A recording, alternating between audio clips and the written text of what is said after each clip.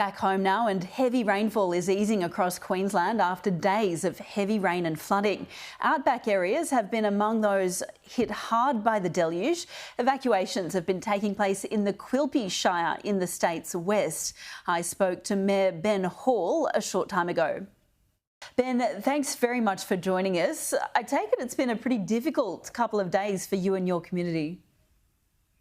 Been pretty exhausting. It's not something we anticipated ever having to do. Yeah, it's nice to see a bit of blue sky appearing there, but I can see all of that floodwater behind you as well. What is the status of things at the moment?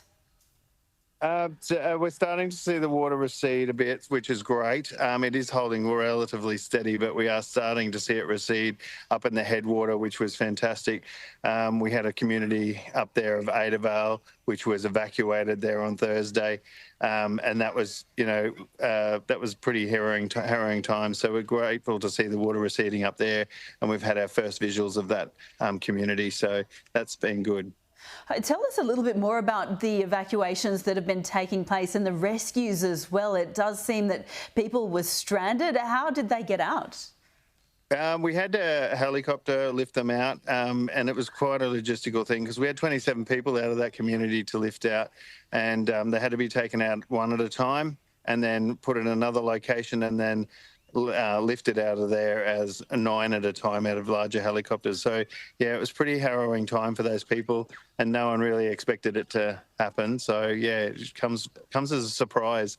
How are people doing at the moment? What is the feeling in the community after all of that?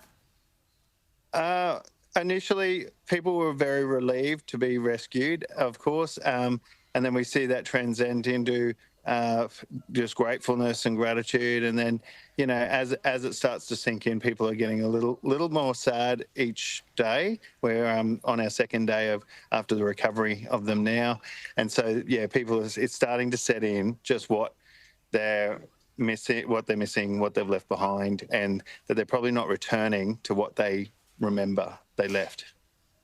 We have heard of huge stock losses across outback Queensland. Has that been the case where you are? And what are some of the scenes that people have been returning home to?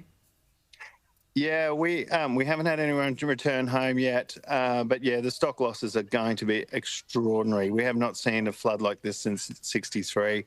So yeah, it's breaking all the records, and none of them good ones either. Yeah, no, it was the massive stock losses, which is everyone's livelihood out here. That's, it's not just lives that are in way when floods come through, it's livelihoods.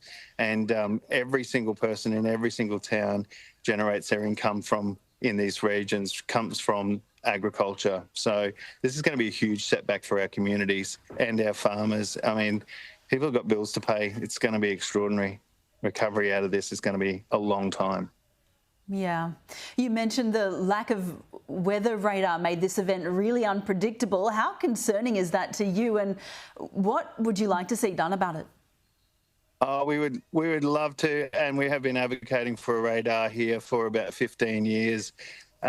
We would love to see a radar out here. I think it's just one of those things that it seems so misplaced that we don't have one. It's a huge area. It's the size of Victoria, encompassing all the shires out here in Western Queensland. It goes from Alice Springs to Charleville, and that is massive. To not know how much rain's fallen up there, and only for the good graces of one grazier ringing us from above Adavale and telling us that morning, on Thursday morning, that he had 153 millimetres overnight, and that he would be, putting it, it took us from a 4-hour evacuation stint to about 40 minutes, and we were hard up against it and pressed, so it was really, really quite a difficult time. You mentioned the clean-up and recovery still to come.